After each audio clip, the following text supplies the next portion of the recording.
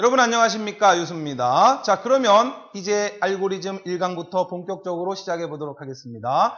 자, 첫 번째 시간인 만큼 당부 말씀드리고 시작합니다. 오리엔테이션 강의에서도 말씀드렸듯이 알고리즘이라고 하는 과목이 여러분 가장 어렵게 느끼시는 과목이고요. 자, 알고리즘을 정복하느냐 마느냐가 당락을 좌우합니다. 알고리즘은 암기 과목이 아니고 이해 과목이다라고 말씀드렸어요. 자, 따라서 너무 벼락치기 학습하시려고 하면 안 됩니다. 일정 기간 계획을 세워서 매일매일 조금씩 여러분들 강의를 수강하시는 게 좋아요. 약 하루에 2시간 정도 여러분들 시간 배정하시면 되지 않을까 생각을 합니다. 자, 그리고 두 번째, 너무 배속을 빠르게 해서 듣지 마세요. 알고리즘은 처음부터 끝까지 쭉 연결되는 이해 과목이기 때문에 중간에 잠깐 놓쳐버리면 뒤쪽에서 계속 이해가 안 될 수가 있기 때문에 너무 배속을 빠르게 하기보다는 적당하게 조절을 하실 것을 당부드립니다. 자, 그 다음 세 번째, 아마 여러분들 뜨끔하실 거예요. 지금 메신저 켜놓고 강의 듣고 계신 분들 빨리 네이트 메신저 빨리 끄세요. 적어도 이 시간만큼은 여러분과 제가 교감하는 시간이 돼야 돼요. 다른 거에 방해받아서는 안 됩니다. 메신저 끄시고, 자, 쇼핑몰 지금 쇼핑하시던 거 빨리 잠깐 꺼두시고, 자, 휴대폰도 진동으로 놓으시고, 마치 여러분들 학원에서 많은 경쟁자들과 함께 수업을 받는 것처럼 긴장된 상태에서 강의를 들어주실 것을 당부드립니다. 자, 다른 창은 다 내려놓고 이 창만 켜져 있는 상태에서 지금부터 이제 저와 대화하는 시간입니다. 아시겠죠? 자, 그 다음 OT 강좌에서 역시 말씀드렸지만 매 강의마다 이해가 안 되시는 부분은 게시판에 질문을 꼭 남겨주셔야 됩니다. 제가 가급적 동영상 답변으로 친절히 답변 드릴 거라고 여러분들께 말씀드렸습니다. 그쵸? 얼굴 안 보이고 좋잖아요. 이런 오프라인 강의 같으면 막 질문할 때 쪽팔리잖아, 그죠? 그러나 이 품격 있는 강의에 쪽팔리잖아가 뭐야, 그죠? 좀 창피하잖아요. 그러나 여러분들 온라인상에서는 어차피 누가 누군지 모르잖아요. 그러니까 열심히 질문하세요. 질문 많이 하시는 분들은 절대 떨어지지 않습니다. 여러분들 질문 많이 하신다고 제가 혼내지 않아요. 물론 저 힘들기도 하지만 그러나 성심성의껏 친절하게 이 친절한 유수씨가 답변을 드릴 겁니다. 자, 따라서 이해 안 되는 건 절대 쌓아두지 말고 그때그때 해결하고 넘어가셔야 된다는 거 다시 한번 마지막 당부드립니다. 자, 그리고 가장 중요한 건 여러분이 저를 신뢰해 주셔야 됩니다. 자, 우리는 지금 한 배를 탔고요. 저는 선장입니다. 자, 여러분을 목적지까지 빠르고 안전하게 모셔다 드릴 겁니다. 여러분이 저를 믿어주셔야 우리는 쉽게 목적지까지 빠르게 도착할 수 있을 거예요. 자, 저거 해도 될까? 뭐 이런 생각 가지시면 안 됩니다. 저를 신뢰해 주셔야 되겠고 빨리 저와 친해지셔야 됩니다. 자, 저의 말투라든지 어떠한 그 말의 빠르기라든지 자, 이런 것들 빠르게 적응하시는 게 중요할 것 같아요. 자, 유수를 믿고 따라오시라. 그러면 분명히 좋은 결과 있으실 거예요. 아시겠죠? 무슨 종교 집단 같다, 그죠? 자, 그러면 1강 알고리즘의 개요부터 본격적으로 시작할 겁니다. 자, 제가 당부 말씀드린 거 꼭 지켜주시리라 믿습니다. 이번 새롭게 제작되는 강의는 가급적 좀 심플하게 만들 생각이에요. 기존 강의보다 시간을 좀 줄여서 빼야 될 거는 빼고 그러면서 또 여러분들 어려워하시는 부분이 어딘지 제가 잘 알고 있습니다. 자, 그런 부분은 조금 더 집중적으로 설명을 좀 드리고 프리젠테이션을 조금 더 강화해서 가급적이면 여러분들에게 좀 시각적으로 지루하지 않게 수업을 받으실 수 있도록 제가 준비를 더 많이 할 겁니다. 자, 그리고 워크시트라든지 또는 모의고사 문제를 조금 더 업그레이드를 시켜서 자, 뺄 문제는 빼고 조금 더 다듬어서 문제를 세련되게 만들어서 여러분들께 제공해 드릴 생각입니다. 마지막까지 열심히 따라오시면 분명히 좋은 결과 있으실 겁니다. 저도 책임지고 한 강 열심히 강의하도록 하겠습니다. 준비되셨습니까? 들어가도록 하겠습니다. 자, 이번 시간에 학습할 내용은 알고리즘이 무엇이냐, 알고리즘의 정의를 살펴보고요. 뭐 이런 게 시험 문제 나오진 않겠죠. 자, 알고리즘을 표현하는 순서도의 여러 가지 기호라든지 기초적인 내용들 살펴보고요. 가장 중요한 건 요놈이에요. 변수라고 하는 것이 무엇이고 순서도에 사용되는 연산자. 자, 일부러 암기하실 필요 없어요. 자, 무엇이 있는지 종류만 살펴보면 되는 거예요. 여러분이 이번 시간에 이해하셔야 되는 건 요놈이에요. 변수라고 하는 게 뭐냐. 자, 그 다음 마지막으로 순서도의 기본 유형 3가지를 여러분들과 함께 학습할 겁니다. 별로 어려운 내용 없고요. 수업만 쭉 들으시면 그냥 이해가 되실 수 있을 거예요. 자, 본격적으로 들어갑니다. 알고리즘 강좌 구성에 대해서 잠깐 안내 말씀드릴게요. 자, 알고리즘 강좌는 총 35강으로 구성되어 있고요. 전체 본 강의의 거의 60~70%가 넘습니다. 자, 일단 1강부터 10강까지는 알고리즘의 개념을 잡는 기초 부분이에요. 실제로 시험 문제에 나올 거는 여기 없어요. 시험 문제에 나올 거는 여기부터 시작되는 겁니다. 실전 난이도에서 난이도를 상중하로 나눴어요. 여러분들 시중에 뭐 유명 교재들을 보면은 너무 알고리즘을 뒤섞어 놔서 쉬운 게 나왔다가 어려운 게 나왔다가 막 이러다 보니까 어려웠다가 쉬웠다가 이거는 갈피를 못 잡아요. 자, 그래서 제가 난이도별로 분류를 해서 쉬운 걸 앞쪽으로 그리고 점차 어려운 거 뒤쪽으로 스텝 바이 스텝으로 학습하실 수 있도록 교재를 구성을 했습니다. 자, 따라서 난이도가 좀 낮은 거 여기서도 그런데 기출이 된 게 있어요. 자, 따라서 실제 나올 수 있는 거는 11강부터 출제될 수 있는 내용으로 들어가는 거예요. 그러면 1강부터 10강까지는 그냥 건너뛰고 11강부터 바로 들어도 될까? 천만의 말씀이죠. 자, 이 기초가 중요합니다. 어떻게 보면 알고리즘은 기본기가 없으면 무너져요. 수학하고 비슷합니다. 따라서 어떻게 보면 가장 중요한 파트가 여기예요.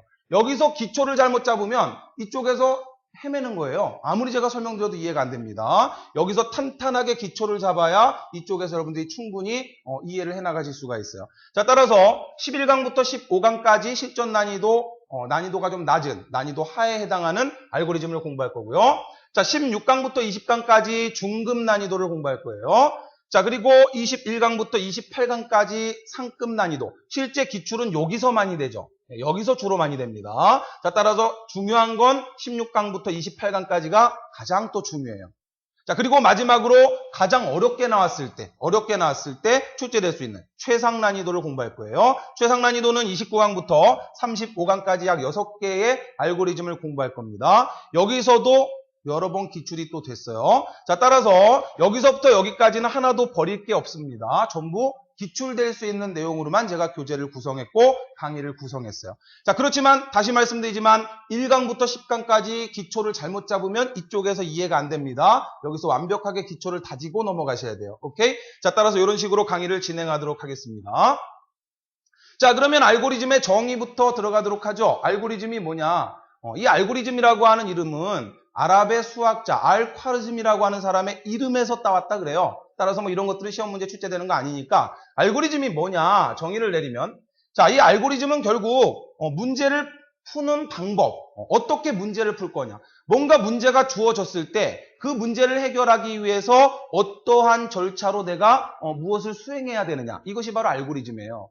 여러분들 머릿속에는 여러 가지 알고리즘이 있단 말이에요. 그죠? 여러 가지 문제를 해결하는 알고리즘이 있잖아요. 당장 배가 고프면 이 배고픔을 어떻게 해결할 거냐? 여러 가지 알고리즘 가지고 있잖아요. 뭐 라면 끓여 먹을 건지. 그러면 라면을 끓여 먹는다면 라면은 어떤 순서로 끓여야 되느냐? 이러한 것들 여러분 머릿속에 다 있잖아요. 그죠?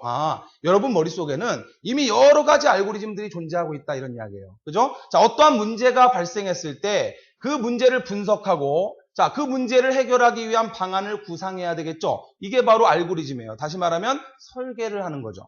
자, 여러분이 프로그래머가 됐을 때 이러이러한 프로그램을 만들어라 하고 어떠한 지시가 내려졌어요. 그러면 문제가 주어진 거죠. 그러면 일단 그 문제를 분석해야 될 거 아닙니까? 그죠? 자, 문제를 분석하고 그리고 설계를 해야 된단 말이에요. 자, 프로그램을 짜기 전에 설계를 해서 그걸 뭔가 설계도를 그려보는 거예요. 그걸 순서도라고 하는 거죠. 그죠? 자, 그걸 뭐라 그래요? 문제 해결 방안을 구상한다. 알고리즘을 작성한다 그러는 거예요. 자, 이때 알고리즘을 표현하는 방법은 여러 가지가 있는데 우리가 공부하는 건 뭐다? 순서도를 공부합니다. 오리엔테이션 강의에서 말씀드렸지만 순서도가 하나 나오고 가로가 여러 개가 나오죠. 그 가로를 여러분이 채워넣는 거예요. 오케이? 자, 그러면 이제 설계가 끝나면 구현을 하죠. 프로그램을 실제 작성을 합니다. 프로그램을 작성하고 나면 이제 프로그램을 실행하고 디버깅을 한다. 자, 디버깅을 한다는 이야기는 오류를 수정한다는 이야기죠. 내가 만든 프로그램에 혹시라도 오류가 없는지 점검을 하는 거예요. 그러면 실제 우리가 지금부터 공부할 알고리즘은 여러분들에게 직접 순서도를 만들어라 그게 아니죠. 여러분이 해야 될 건 뭐냐면 문제를 분석해야 돼요. 시험장에서 약수를 구하는 알고리즘이 시험 문제 나왔다. 그러면 일단 약수를 어떻게 구해야 되느냐 이런 것들을 분석을 해야 됩니다. 그리고 여러분이 직접 순서도를 작성하는 것이 아니죠. 이미 작성된 순서도를 여러분은 뭐 하는 겁니까? 분석을 하는 거예요. 따라서 분석하는 게 중요하단 말이에요. 이해되셨죠? 자, 여러분이 직접 순서들을 그리는 게 아니에요. 이미 만들어진 순서들을 분석해서 괄호 안에 들어가야 될 게 뭐냐? 논리적 사고를 해야 된다 이런 이야기예요. 이해되셨죠? 자, 여러분이 직접 프로그램 작성합니까? 프로그램 작성 안 합니다. 이런 거 없어요. 그냥 만들어진 순서도를 여러분이 분석을 해서 자, 분석해서 들어갈 괄호 안에 정답이 무엇이냐? 정답을 찾아내야 되겠죠. 이해되셨나요? 자, 그러면 이 정답이, 내가 찾은 정답이 맞느냐, 이것을 검증하는 작업을 수행해야 되겠죠? 그게 바로 뭐예요? 디버깅이라고 하는 거예요. 따라서 알고리즘에서 디버깅은 상당히 중요한 겁니다. 내가 찾은 정답이 맞는 정답인지 잘못된 정답인지 대충 생각을 했을 때는 이게 답인 것 같지만 실제로 돌려보면 그게 아닐 수도 있단 말이에요. 따라서 내가 찾은 정답이 정확한 정답인지 검증을 해야 돼요. 그것을 디버깅한다라고 이야기합니다. 따라서 앞으로 이제 우리가 공부해야 될 거는 분석을 하고 분석하는 걸 공부하는 거예요. 그 다음에 직접 순서들을 그리는 게 아니라 이미 만들어진 순서들을 분석하면서 그 순서도가 도대체 어떤 순서로 어떻게 돌아가는 건지를 여러분이 찾아내는 연습을 하셔야 되는 거예요. 자, 그래서 정답을 찾는, 괄호를 채울 수 있는 연습을 계속 하셔야 되고 문제풀이도 역시 그렇게 공부하시는 겁니다. 그리고 여러분이 정답을 찾았으면 내가 찾은 정답이 맞는지 확인하는 디버깅 작업을 하셔야 된다, 이런 이야기예요. 이해되셨죠? 자, 하나의 문제가 주어졌을 때 그 문제를 어떻게 풀어가야 할 것이냐, 이게 바로 알고리즘입니다.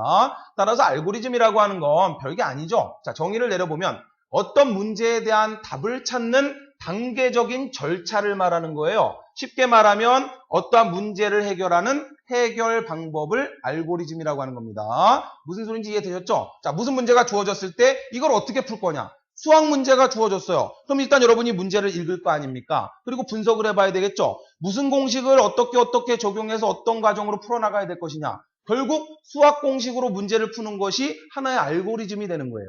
이런 문제가 나왔을 때는 이렇게 해법을 찾아라. 뭐 이런 것들이 있지 않습니까? 그죠? 자, 그게 바로 알고리즘이다. 아, 알고리즘이라고 하는 것은 어떤 문제를 해결하는 방법을 의미하는구나. 이해되셨죠? 됐습니다. 그 정도만 아시면 돼요. 자, 알고리즘을 표현하는 방식에는 여러 가지. 일단 자연어 방식이라고 하는 게 있어요. 자연어 방식이라고 하는 건 말 그대로 글로 표현하는 겁니다. 자, 두 번째 알고리즘 기술 언어. 그래서 의사 코드, 슈코드라고 하는 게 있어요. 전혀 모르셔도 되는 거예요. 자, 세 번째는 순서도 그림으로 표현하는 방법이 있어요. 말로 표현하는 방법, 글로 표현하는 방법이 있고, 그 다음 순서도로 표현하는 방법, 이렇게 두 가지가 있다. 물론 슈코드라고 하는 것도 있어요. 모르셔도 돼요. 자, 이렇게 두 가지 방법이 있다더라. 그러면 이 두 가지 방법 중에서 우리는 요걸 공부하는 거죠. 결과적으로 이 순서도를 분석해서 이런 식으로 표현을 하는 연습을 자꾸 하셔야 되는 거예요. 이해되셨나요? 그러면 자, 도대체 자연어는 무슨 이야기고 순서도는 뭐냐? 자, 예를 들어서 자연어 방식 알고리즘은 어떻게 표현되는 거냐? 자, 내가 라면을 지금 끓여야 된단 말이죠. 그죠? 라면을 끓여서 지금 내가 배고픔을 해결해야 된단 말이에요. 문제를 해결해야 되겠죠. 그죠? 자, 이럴 때 라면을 끓이는 방법. 여러분들 라면 봉지 뒤에 보면 이렇게 순서가 쭉 나오잖아요. 이해되셨죠? 그죠? 처음에 시작해라. 재료를 준비하세요. 라면과 파와 계란, 당근, 뭐 좋아하는 거 다 준비하시고, 어떤 분들은 또 라면에다가 마요네즈 넣어서 먹으면 맛있다고 하시는 분들 계시더라고요. 뭐 컵라면에 뭐 마요네즈를 넣어서 먹으면 맛있대요. 어우, 막 생각만 해도 막 느끼하지 않습니까? 자, 마요네즈 좋아하면 뭐 마요네즈도 준비하고, 물 끓여야 되겠죠. 그죠? 스프를 넣고요. 면을 넣고요. 물론 요거는 뒤바뀌어도 되죠. 면 먼저 넣고 스프 먼저 넣어도 되겠죠. 상관없죠. 그죠? 자, 그 다음 계란 넣고 마지막 맛나게 먹으면 될 거 아닙니까? 자, 우리 그 라면 봉지 뒤에 보면은 라면을 끓이는 과정이 이렇게 글로 표현되어 있잖아요. 이게 바로 자연어 방식의 알고리즘이에요. 우리 머릿속에는 이런 많은 알고리즘이 들어가 있단 말이죠. 생활 알고리즘이 들어가 있어요. 그죠? 뭐 키스를 하는 절차. 이런 거 여러분 머릿속에 다 있잖아요. 그죠? 공식대로 해야지. 순서가 뒤바뀌면 큰일 나잖아요. 그죠? 눈 먼저 감고 뽀뽀해야지. 뽀뽀하고 나서 눈 감으면 서로 쳐다보다가 눈 마주치면 민망하잖아. 그죠? 자, 그런 과정들 다 있죠. 그것이 바로 알고리즘입니다. 단지 이제 이러한 알고리즘을 지정된 기호로 표현하자. 이게 순서도예요. 너무 이렇게 글로 표현하면 길어지니까 복잡해지니까 이걸 뭔가 지정된 기호로 한번 그림으로 그려보자. 설계도를 그려보자 라고 해서 만들어진 것이 바로 순서도라고 하는 거예요. 자, 순서도는 조건이 반드시 시작이 있고 마지막에 끝이 있어야 됩니다. 실제 우리 시험에서는 시작이라고 안 나오고 스타트라고 나올 거예요. 스타트. 그리고 맨 마지막에는 엔드 또는 스톱이라고 나올 거예요. 스톱, 멈춰라 또는 엔드. 자, 따라서 반드시 순서도는 시작이 존재하고 끝이 존재해야 됩니다. 만약에 끝나지 않으면 그 알고리즘은 잘못된 알고리즘이에요. 무한루프에 빠진단 말이에요. 그죠? 반드시 프로그램은 끝이 나야 실행 결과가 나올 거 아닙니까? 그런데 끝이 없다 그러면 계속 무한루프에 빠져버리면 계속 돌아가는 거 아닙니까? 됐죠? 자, 따라서 반드시 시작과 끝이 존재해야 되고요. 그리고 이러한 기호들을 서로 이렇게 연결을 하는데 이 연결선이 서로 교차하면 안 돼요. 아시겠죠? 그게 이제 순서도의 규칙입니다. 우리 뒤에서 배우겠지만 시작 기호가 있고 끝 기호가 있어요. 유심히 봐두세요. 앞으로 지겹게 볼 겁니다. 자, 그리고 여기 보시면 이런 도형. 이게 바로 준비 기호예요. 자, 라면 준비하고 파 준비하고 계란 준비해라. 이해되셨죠? 그죠? 자, 그 다음에 여기 나오는 요 사각형 기호가 처리기호입니다. 처리기호. 뭔가 수행을 하라 이 소리죠. 물을 끓여라. 스프를 넣어라. 면을 넣어라. 계란을 넣어라. 이해되셨습니까? 어떠한 처리 명령을 내릴 때 이렇게 직사각형 안에다가 넣어주면 되는 거예요. 자, 그 다음 여기 보이는 다이아몬드. 자, 이 마름모 모양이 바로 뭐냐면 조건 판단 기호예요. 자, 여러분들 아마 소프트웨어 공학에서 보신 기억 있을 거예요. 그죠? 자, 이거는 yes나 no. 다시 말하면 조건 판단. 어디로 갈 거냐? 자, 물이 끓는가? yes면 이리로 가고, no면 이리로 가라. 이해되셨죠? 그죠? 따라서 요게 조건 판단 기호라고 하는 거. 자, 이렇게 지정된 기호를 가지고 순서들을 만드는 거예요. 물이 끓으면 스프를 넣고, 아니면 계속해서 물이 끓을 때까지 기다려야 되겠죠? 자, 기다리다가 물이 팔팔 끓으면 스프 넣고, 면 넣고, 계란 넣고, 그리고 맛나게 먹으면 되겠죠? 그죠? 자, 물론 스프, 면 넣는 거 이거 뒤집어도 상관없죠? 면 먼저 넣고 스프 먼저 넣어도 됩니다. 우스갯소리지만 과거에 요거 가지고 논란이 됐던 적이 있어요. 실제 시험에 뭐 스프 넣는다, 면 넣는다가 아니라 실제 기출된 문제에 요 두 개가 바뀌어도 아무 문제가 없는데 인력공단에서는 하나만 정답으로 인정을 해서 막 논란이 되고 막 신문기사에도 나오고 막 그랬던 적이 있습니다. 인력공단의 주장은 뭐냐면 효과적인 거 하나만 인정하겠다는 이야기예요. 예를 들어서 스프 넣고 면 넣는 사람이 있을 거고 면 넣고 스프 넣는 사람이 있을 거예요. 그러나 이제 상식적으로 효율을 생각해 봤을 때 면을 먼저 넣어버리면 잘못하면 불어버리는 수가 있으니까 스프를 먼저 넣고 국물을 진하게 우려내면서 면을 넣으면 더 효과적이지 않겠느냐. 무슨 소리인지 아시겠죠? 그죠? 따라서 여러 가지 방법이 있을 수 있지만 그중에 효율적인 알고리즘을 인력공단에서는 답으로 인정하겠다 이런 이야기입니다. 자, 따라서 이건 무슨 이야기냐면 앞으로 여러분이 공부하심에 있어서 효율적인 순서도를 공부하셔야 되는 거예요. 알고리즘은 문제를 해결하는 방법은 여러 가지가 있을 수 있죠. 그죠? 그 중에 가장 효율적인 게 뭐냐? 연산을 10번만 수행하면 되는데 연산을 100번 수행하는 알고리즘을 만들었다. 그럼 비효율적이잖아요. 컴퓨터가 연산을 10번 하면 끝나는데 그걸 왜 100번이나 돌려? 기억 공간을 요만큼만 써도 되는데 기억 공간을 이만큼 쓰도록 프로그램을 만들었어요. 좋지 않죠? 이해되셨나요? 자, 따라서 앞으로 효율적인 알고리즘을 공부하셔야 돼요. 그러나 그건 여러분이 고민하시는 게 아니라 문제를 출제하고 교재를 만든 제가 고민하는 거죠. 이게 좋을까 이게 좋을까. 그래서 가급적이면 가장 효율적인 순서도를 여러분들께 제시해 드릴 거예요. 그래야지만 그것이 또 기출문제로 출제될 때 비슷하게 출제가 될 수 있단 말이에요. 무슨 소리인지 아시겠죠? 그죠? 됐습니다. 자, 이렇게 우리가 알고리즘을 그림으로 표현하는 것을 플로우 차트, 순서도라고 한다. 이 정도만 기억하시면 됩니다. 자, 순서도는 시작과 끝 기호를 이렇게 써요. 이거 일부러 외우시는 거 아니에요. 앞으로 지겹게 볼 겁니다. 자, 시작과 끝 기호로 사용되는 거고요. 자, 이거는 준비 기호입니다. 이 준비 기호는 우리 뒤에서 배우겠지만 기억 공간을 할당하는 거예요. 기억 공간. 이 기억 공간을 뭐라고 하냐면 다음 강좌에서 배울 거예요. 자, 이번 강좌에서 배우는군요. 변수라고 합니다. 변수. 자, 또는 다음 2강에서 배울 배열이라고 하는 거. 이런 것들을 준비해 주는 거예요. 프로그램을 실행하는 데 필요한 기억 공간을 지정해 주는 거예요. 그 다음에 여기서 또 수행하는 건 뭘 할 수 있냐면 초기값을 지정해 줄 수 있어요. 초기값. 그 기억 공간에 들어갈 초기값이 얼마냐. 이런 것들을 지정해 줄 수 있어요. 자, 뭐 일부러 외우지 않으셔도 됩니다. 자, 따라서 뭔가 이 프로그램이 돌아가는 데 필요한 기억 공간이라든지 또는 그 공간에 가장 먼저 저장돼서 사용될 재료, 다시 말하면 그 값들을 지정해 주는 것이 바로 준비 기호예요. 자, 그 다음 요게 처리 기호입니다. 이제 문제는 여기서 나온 거예요. 여기서는 별로 나올 게 없어요. 여기서 문제가 나오면 초기값이 나와요. 초기값. 초기값 가로 쳐놓고 맨 처음에 초기값 얼마 들어가야 되느냐. 이런 게 시험 문제 나오는 거예요. 그 다음 처리 기호가 이제 시험 문제 잘 나오죠. 여기에 들어갈 게 뭐냐. 무슨 처리를 해야 되느냐. 여기에 가로를 쳐서 많이 나오겠죠. 오케이? 요게 처리 기호입니다. 자, 다시 말하면 연산을 지시하는 그러한 명령들이 여기 들어오는 거예요. 자, 그 다음 요 다이아몬드 비교 판단 기호라 그랬어요. 판단. 이리로 갈 것이냐, 이리로 갈 것이냐. 이해되셨죠? 따라서 요 두 놈이 중요한 거죠. 시험 문제는 여기서 다 나오는 거예요. 가끔 여기서 하나 나오고 대부분 괄호는 여기에 쳐진단 말이에요. 그렇잖아요. 이 비교 판단, 이게 어렵잖아요. 이게 판단하는 게.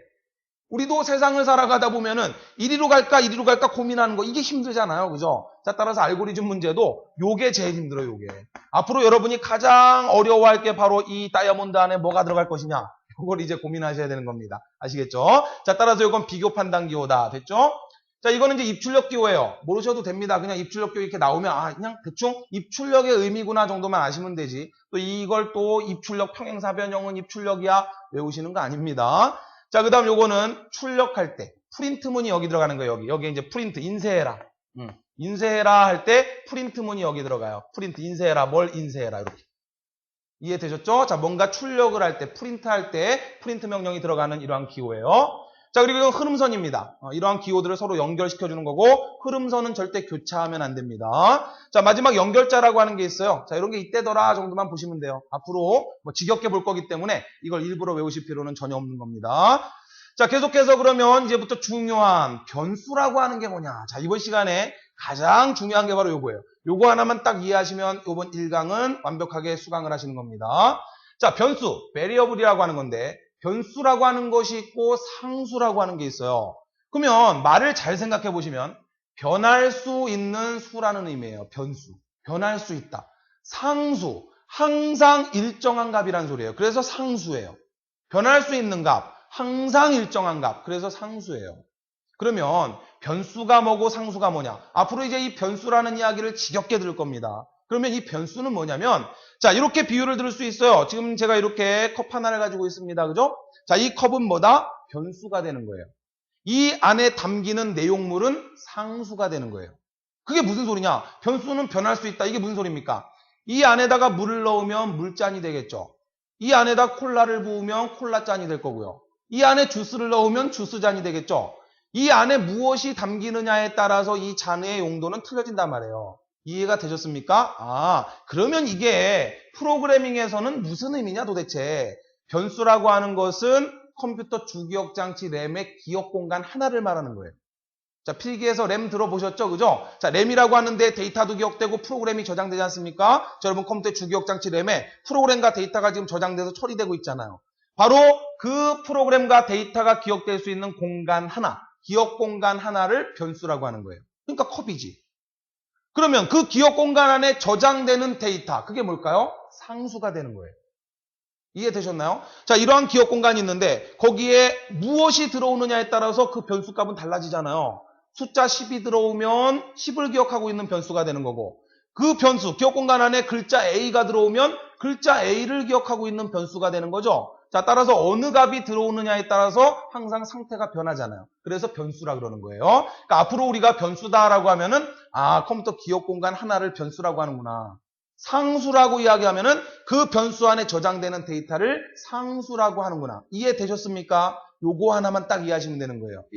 됐죠? 오케이. 계속 갑니다. 자, 값이나 또는 수식의 결과를 저장하는 기억 공간을 말하는 겁니다. 변할 수 있는 값. 무슨 값이 저장되느냐에 따라서 변할 수 있다라고 해서 변수라고 한다. 이해되셨죠? 자, 그러면 이런 의미를 이제부터 살펴볼게요. 이제 앞으로 우리가 순서들을 보다 보면은 이런 표현이 많이 나와요. A는 O.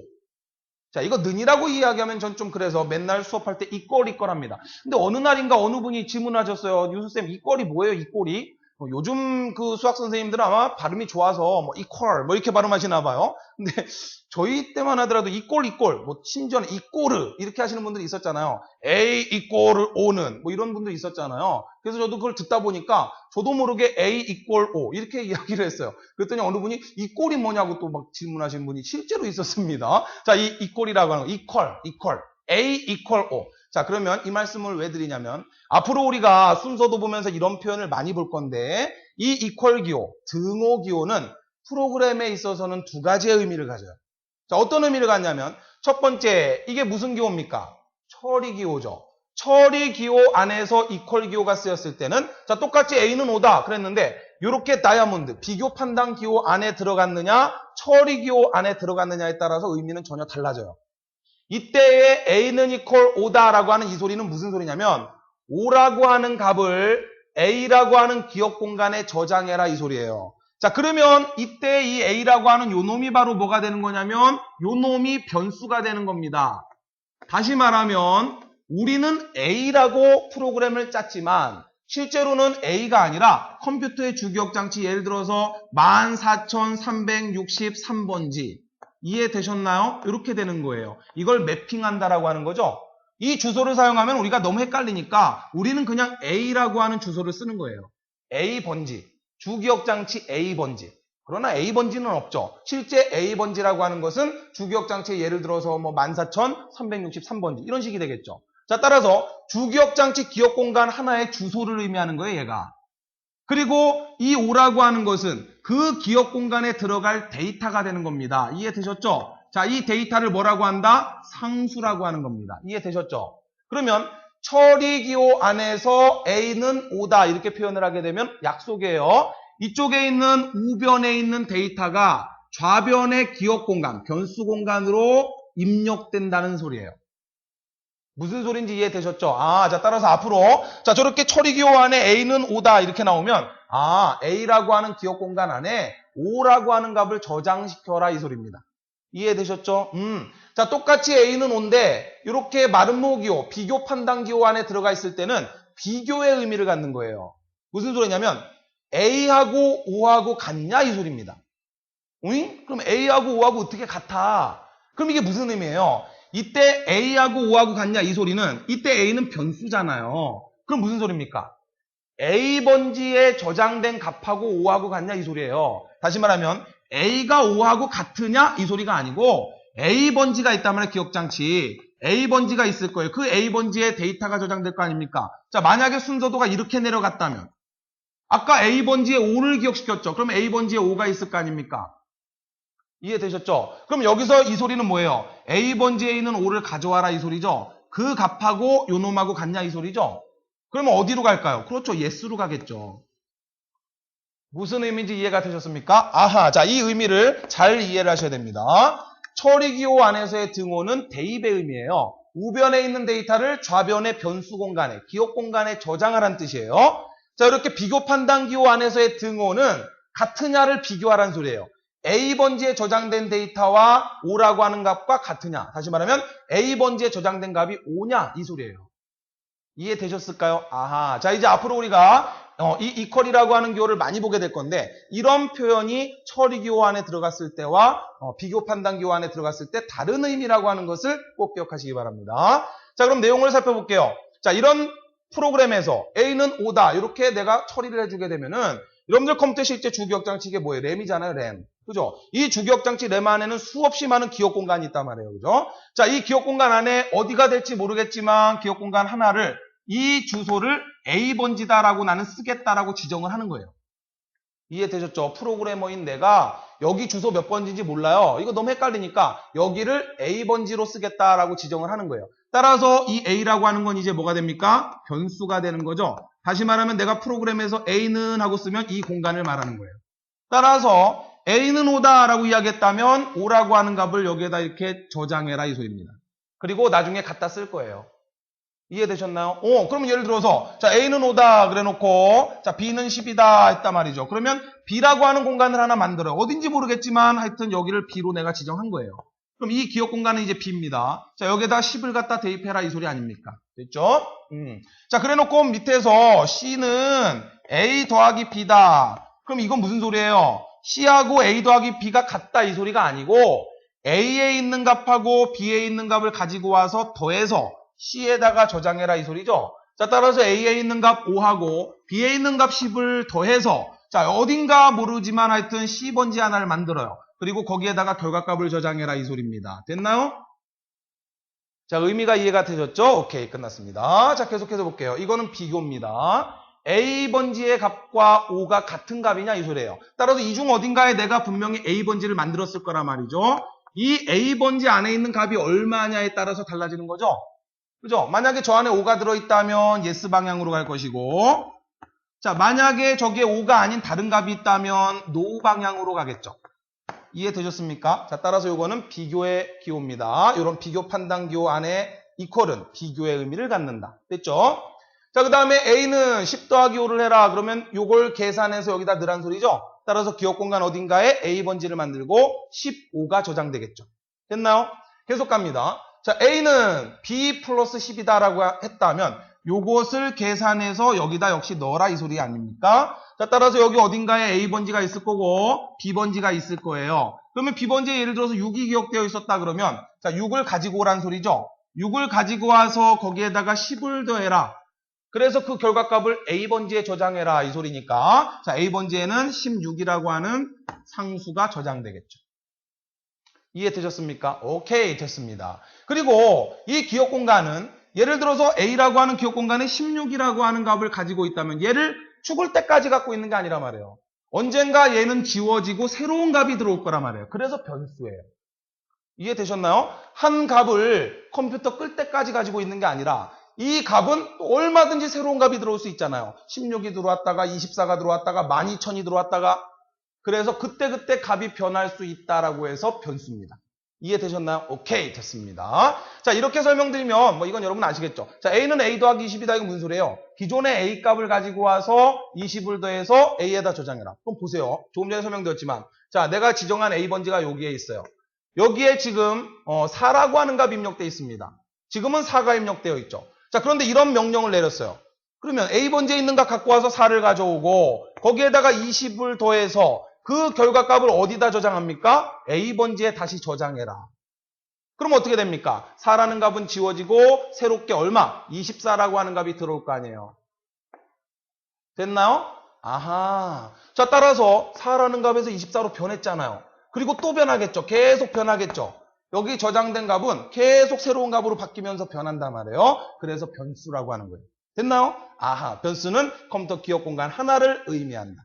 상수는 그 안에 들어가는 데이터를 의미한다. 끝났죠? 오케이.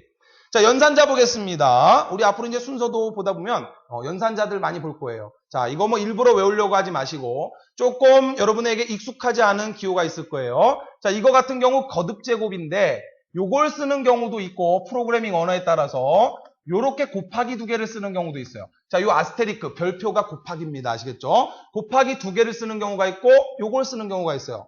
둘 다 거듭 제곱을 말하는 거예요. 제곱. 이해되셨죠? 4의 제곱이다 그러면 요렇게 해서 4의 제곱 요렇게 표현하는 프로그래밍 언어도 있고 또는 요렇게 하는 경우도 있어요. 요렇게 별표 2개. 요것도 똑같은 의미예요.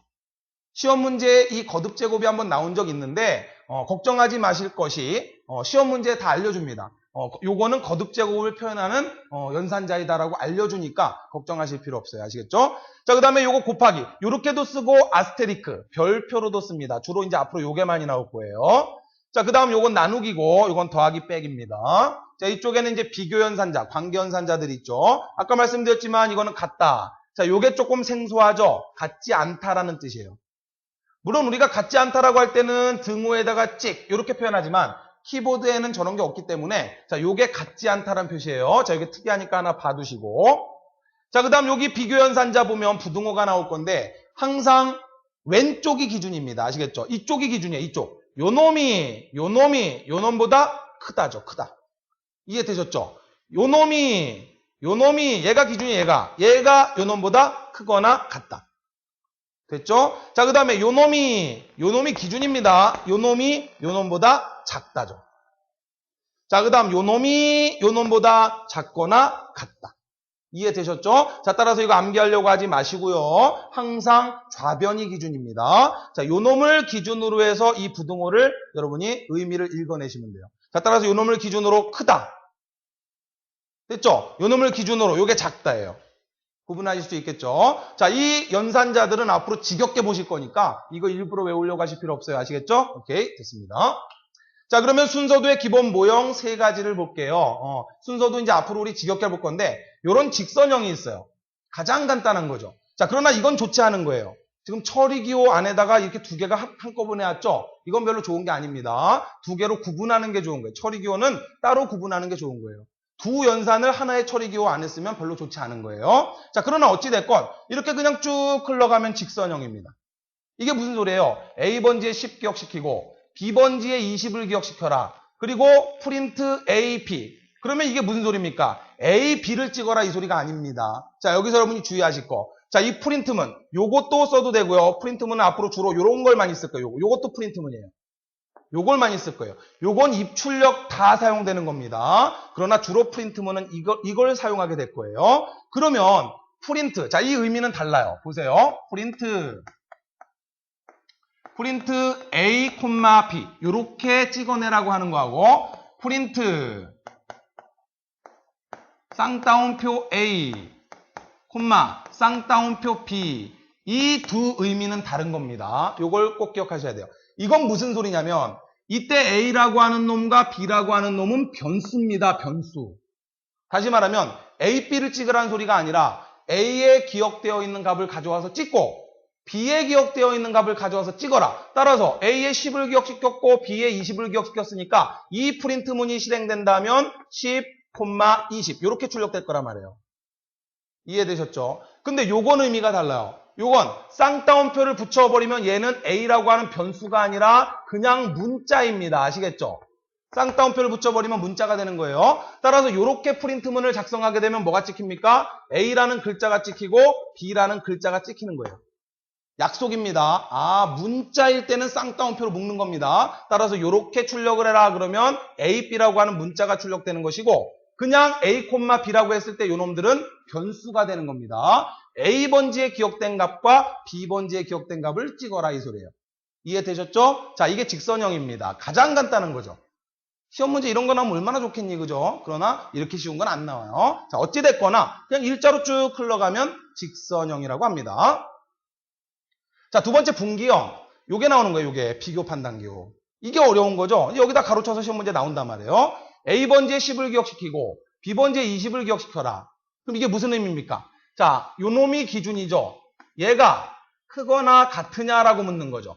B보다 크거나 같으냐를 묻는 거죠. yes로 갈까요? no로 갈까요? 이걸 여러분이 판단하셔야 되는 거예요. 그죠? A에는 지금 10이 기억되어 있고 B에는 20이 기억되어 있습니다. 그럼 이런 소리잖아요.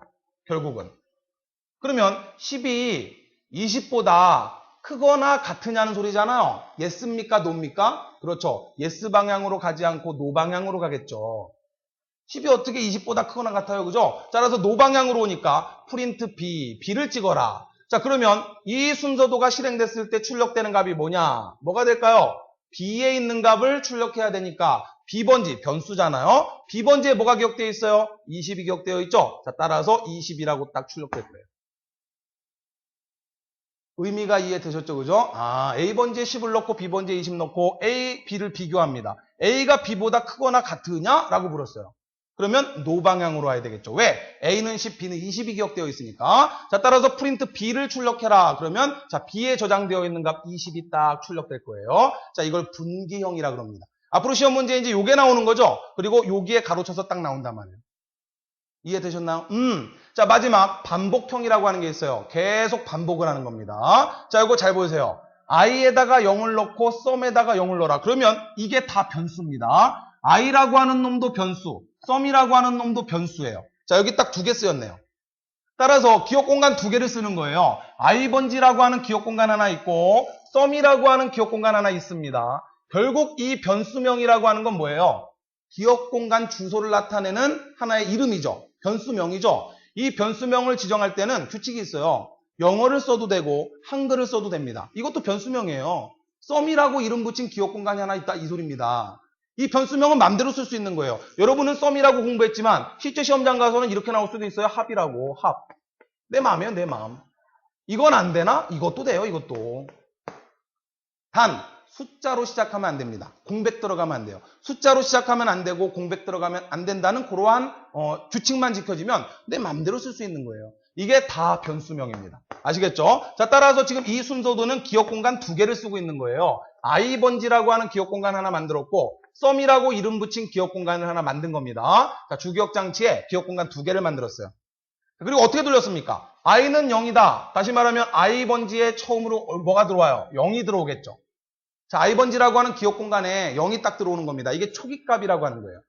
0을 초기값으로 넣고 sum이라고 하는 기억 공간에 0이라는 초기값을 넣어라. 자, 따라서 sum이라고 하는 기억 공간에도 sum번지에도 0이 들어오겠죠. 자, 둘 다 0을 기억하고 있겠죠. 자, 그럼 순서대로 가는 겁니다. 이렇게 왔어요. 그러면 그 다음에 실행해야 될 거는 i는 i 플러스 1. 자, 이제 우리 다음 시간에 배우겠지만 이걸 누적산이라고 하는 건데 i 값에다가 얼마를? 2를 더해라 이 소리죠. i번지의 값에 2를 더해라. i번지에 얼마 있어요? 0이 있잖아요. 이 0에다가 2를 더하라는 소리죠. 0에다가 2를 더해서 어디다 저장한다? 다시 i번지에 저장한다. 그럼 여기다가 2를 더해서 다시 저장하니까 0이 없어지고 얼마로 바뀝니까? 1로 바뀌죠. 됐나요? 자, 그리고 뭐라 했냐면, 자, 밑으로 내려왔더니 썸에다가 i를 더하랍니다. 그러면 썸에 얼마? 0이 기억되어 있잖아요. i에 얼마? i에 1 기억되어 있네. 따라서 썸에 기억되어 있는 0에다가 i 번지에 기억되어 있는 1을 더해서 어디다가? 다시 썸에다가 저장해라. 이해되셨죠? 썸에다가 i를 누적해라 이 소리예요. 자, 다시 말하면 썸 번지에 기억되어 있는 0에다가 i 번지에 기억되어 있는 1을 누적해서 그럼 얼마? 1로 바뀌죠. 그죠? 자, 0이 없어지고 새롭게 썸은 1로 바뀌죠. 지금 제가 하고 있는 이게 뭡니까? 디버깅 해보고 있는 거예요. 계속 갑니다. 자, 그래 놓고 나서 밑에서 뭐라 했냐면 i가 10보다 작으냐라 그랬어요. 지금 i 얼만데? i는 지금 1이잖아요. 10보다 작으냐? 어디로 갑니까? yes로 가니까 1로 돌아오죠. 됐죠? 자, 1로 돌아오면 얘를 또 실행하죠. i를 또 1 증가시켜서 i에다가 넣으랍니다. 그럼 i는 지금 1인데 여기에다가 플러스 1을 해서 i에다가 다시 저장하니까 1이 지워지고 새롭게 2가 들어오겠죠. 계속 값이 변하잖아요. 그래서 변수예요. 됐나요? 자, 그리고 밑에 왔더니 썸에다가 그 i 값을 또 더하랍니다. 그래서 썸에다가 다시 기억시키래요. 자, 지금 썸에는 1이 기억되어 있는데 여기에다가 i 값을 더하랍니다. 그래서 새롭게 썸에다 기억시키니까 1이 지워지고 1에다가 2를 더한 3이라고 하는 값이 이렇게 들어오겠죠? 아하. 자, 이렇게 쭉 따라가는 게 디버깅 하는 겁니다. 자, 그 다음 계속해서 보니까 i가 10보다 작으냐? 그쵸? i는 지금 얼마? i는 2잖아요. 10보다 작죠? 자, 따라서 다시 yes로 돌아갑니다. 1로 돌아오죠. 그러면 i에다가 또 2를 더하랍니다. 여기다가 또 2를 더하니까 그래서 또 i에다 기억시키니까 2가 지워지고 1 더해져서 3이 되겠죠. 그래 놓고 그 i 값을 썸에다가 더해서 또 썸에다가 저장을 하니까 자, 기존에 있던 썸에다가 i 값을 더해서 자, 썸에다가 다시 저장하니까 요놈 3이 지워지고 6이라고 하는 값이 이렇게 저장되겠죠. 이해되셨을까요? 그래 놓고 또 i가 10보다 작으냐? i는 이제 아직 3밖에 안 됐어요.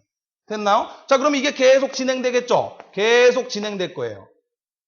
그래서 최종적으로 i 값이 여기서 얼마가 됩니까? 쭉 돌아와서 i 값이 1 증가돼서 10이 될 거예요. i가. 그리고 썸에다가 그 i를 누적해라 이렇게 나올 거예요. 자, 아마 썸 값은 그 전에 얼마냐면 45가 기억되어 있을 거예요. 그래서 이 썸 값 45에다가 i 값을 최종적으로 이렇게 누적하니까 썸 값에는 얼마가 남냐면 55라는 값이 남아요. 자, 그래 놓고 i가 10보다 작으냐? 지금 i가 얼마가 됐어요? 10이 됐죠, i가. 그죠? i가 10이 됐잖아요. 이제 멈춰야 되겠죠? 더 진행하면 안 되죠? i가 10보다 작으냐? yes일 때 돌아가는 건데 지금 i 값은 얼마가 됐어요? 10이 됐잖아요. i는 10이 됐으니까 나가는 거죠. 자, 나갔더니 프린트해라. 썸을 프린트해라. 그러면 썸은 얼마가 프린트된다? 1부터 10까지의 합계 얼마? 55가 딱 출력될 거란 말이에요. 지금 제가 돌리고 있는 이게 바로 뭐 하는 겁니까? 디버깅 하는 거예요. 지금 이 순서도가 맞는 건지 내가 판단을 해보는 겁니다. 이해되셨습니까? 이렇게 돌아가는 거구나. 자, 이렇게 값이 변하는구나. 0에서 1 더해지고 1에서 또 1 더해지고 자, 1에서 2에서 또 1 더해지고 계속 2씩 더해져서 10까지 오는구나. 그러니까 변수죠. 그리고 그 값을 계속해서 썸에다가 누적을 하는구나. 그러면 결과적으로 썸이라고 하는 이 변수에는 최종적으로 마지막 남는 값은 요 값이 남아있잖아요. 따라서 찍어라 그럼 요 놈을 찍겠죠. 55가 딱 찍히는 거죠. 1부터 10까지 합계. 바로 이것이 1부터 10까지 합계를 구하는 순서도예요. 자, 우리 첫 강좌인데 벌써 순서도 하나를 익혔습니다. 다음 시간부터 이제 이걸 자세하게 여러분들과 공부하는 겁니다. 별로 어려울 거 없잖아요. 이해하실 수 있겠죠, 그죠? 자, 그래서 디버깅을 한번 여러분이 쭉 한번 해보시길 바래요. 그러면 이번 시간에 배운 내용들 학습 정리 한번 해보도록 하겠습니다. 자, 제일 처음 알고리즘이 뭐냐? 문제 해결 방법이다라고 공부했어요. 두 번째, 변수가 뭐고 상수가 뭐냐? 변수는 기억 공간을 말하고 상수는 그 기억 공간에 들어가는 데이터를 의미한다. 됐죠? 자, 마지막 순서도의 종류 세 가지 공부했습니다. 직선형이 있고 분기형이 있고 반복형이 있다라고 하는 거 기억나시죠? 그죠? 자, 이렇게 세 가지 내용. 그 중에서도 변수와 상수의 개념만 여러분이 잘 이해하셨다면 이번 시간 수업 잘 들으신 겁니다. 자, 이제 다음 시간에는 계속해서 변수의 종류와 배열이 무엇인지, 함수가 무엇인지 다음 시간에 함께 공부하도록 하겠습니다. 이번 시간 잘 전달이 됐는지 모르겠습니다. 저는 이제 물러가도록 하겠습니다. 수고하셨습니다.